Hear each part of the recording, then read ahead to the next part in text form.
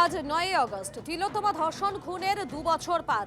আজও পথে নেমেছে West Bengal junior doctors front. পূর্ণাঙ্গ তদন্ত এবং বিচারের দাবিতে পথে নেমেছেন তারা। কলেজ স্ট্রিট থেকে ধর্মতলা পর্যন্ত পদযাত্রা, ধর্মতলা পর্যন্ত মিছিল আরও একটি সংগঠনের। দেখাচ্ছি আপনাদেরকে সেই ছবি, আপনারা দেখতে পাচ্ছেন।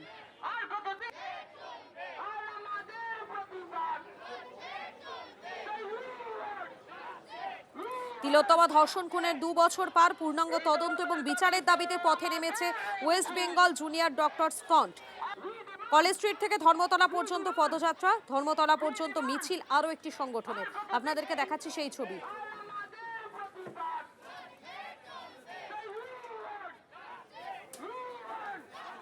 দেখাচ্ছি আপনাদেরকে সেই ছবি, আপনারা দেখতে পাচ্ছেন এই মুহূর্তে কলেজ স্ট্রিটের ছবি দেখাচ্ছি আপনাদেরকে, যেখানে এই মুহূর্তে চলছে সেই মিছিল।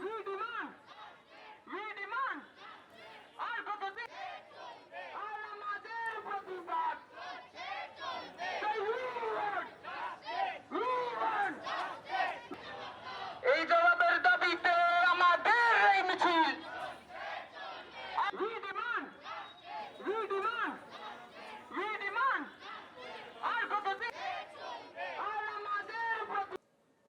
সিবিআই এবং যারা প্রশাসন তাদের কাছে আমরা গেছি, আদালতের দরজায় দরজায় আমরা ঘুরেছি। আমরা এখনও পর্যন্ত দেখছি একমাত্র সঞ্জয় রায় ছাড়া কোনো দোষীকে এখন অবধি খুঁজে পাওয়া যায়নি। কিন্তু আমরা বিশ্বাস করি এই অপরাধ একমাত্র এক ব্যক্তির দ্বারা হয়নি।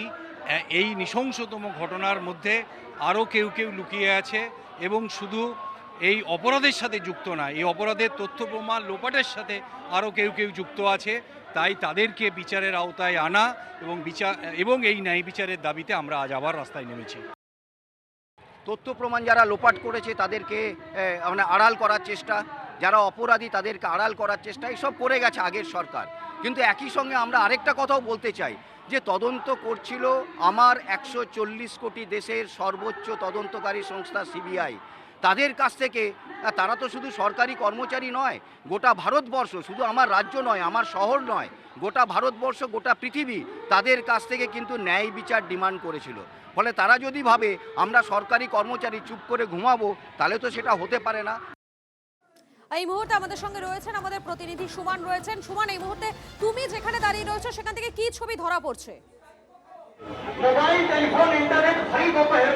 দেখো, ধর্মতলায় এই মিছিল এসে পৌঁছেছে এবং এখানে অভয়া মঞ্চের ডাকে ইতিমধ্যে যে সভা চলছিল সেখানে সেই মিছিল এসে মিলিত হয়েছে। আমি তোমাকে একটা ছবি দেখাবো। দেখো, হুইল চেয়ারে করে তিনি বারুইপুর সূর্যপুরের নাবালিকার সুবিচার চাই, ভোট প্রতিবাদী পোস্টার হাতে ধরেছেন। কিন্তু এই তিলোত্তমা খুন এবং ধর্ষণ কাণ্ডের বিচার চেয়ে তিনি কোত্থেকে এলেন? ঠাকুরপুকুর মসজিদ পাড়া। বিচার চাই? নিশ্চয়ই চাই, নাহলে এখানে দাঁড়িয়ে আছি কেন? 2 বছর হয়ে গেল, তার কত অপেক্ষা করতে হবে বলে মনে হচ্ছে? তখন 2 বছর আগেও যখন পথে দাঁড়িয়েছিলাম তখন সরকার বদলেছে, তখনও রাস্তায় দাঁড়িয়েছিলাম, কিছু হয়নি। এখনও রাস্তায় দাঁড়িয়ে আছে, কিছু হয়নি, কিন্তু সরকারটাই বদলে গেছে। সরকার যে কারণে হয়তো সরকার এই ক্ষমতায় এসছে, সেই সরকারের যে কথা দেওয়াটা, সেই কথা দেওয়ার মাইনে আর রইল না, কারণ সেই বিচারের জায়গায় তারা এগোচ্ছে। সরকার বদলেছে, তবে বিচার পাওয়ার যে আকাঙ্ক্ষা তা বদলায়নি। ছবিটা দেখাবো, ধর্মতলার যে ওয়াই চ্যানেল রয়েছে সেই ওয়াই চ্যানেলের সামনে কিন্তু এই মুহূর্তে সভা চলছে। এবং তোমাকে বলে রাখি, এখানেই কিন্তু দীর্ঘদিন অনশনে বসেছিলেন জুনিয়র ডাক্তাররা। ঘুরে ফিরে 2 বছর বাদে সেই একই জায়গায় তারা এসে পৌঁছেছেন এবং তারা বিচার প্রার্থনা করছেন, বিচারের দাবি তুলছেন এবং বিশিষ্ট চিকিৎসকরা এসছেন, জুনিয়র চিকিৎসকরা এসছেন। এবং এই মুহূর্তে কিন্তু একদিকে যেমন মঞ্চে বক্তব্য রাখছেন যারা এখানে অতিথিরা এসছেন তারা, অন্যদিকে কিন্তু আন্দোলন চলছে। শিক্ষক আন্দোলনের নেতাও এখানে এসে পৌঁছেছেন। শোক নয় দ্রোহ, 2 বছর তো অপেক্ষা করলেন। দেখুন, আমি শুধু শিক্ষক আন্দোলনের নেতা নয়, আমি এই অভয়া মঞ্চের একবারে যেদিন থেকে তৈরি হয়েছে সেদিন থেকে অভয়া মঞ্চের সঙ্গে আছি এবং এই লড়াইয়েও আছি। 14 তারিখ যেদিন রাত দখল হয়েছিল, সেই লড়াই যে শুরু হয়েছিল, আজ এখনও পর্যন্ত রাস্তায় সেই ধরনের উত্তাপ আমরা অনুভব করছি। আমরা যে দাবিতে লড়াই করেছিলাম যে অভয়ার বিচার চাই, প্রকৃত অপরাধী যারা আছে তাদের শাস্তি চাই, তাদেরকে গ্রেপ্তার করতে হবে।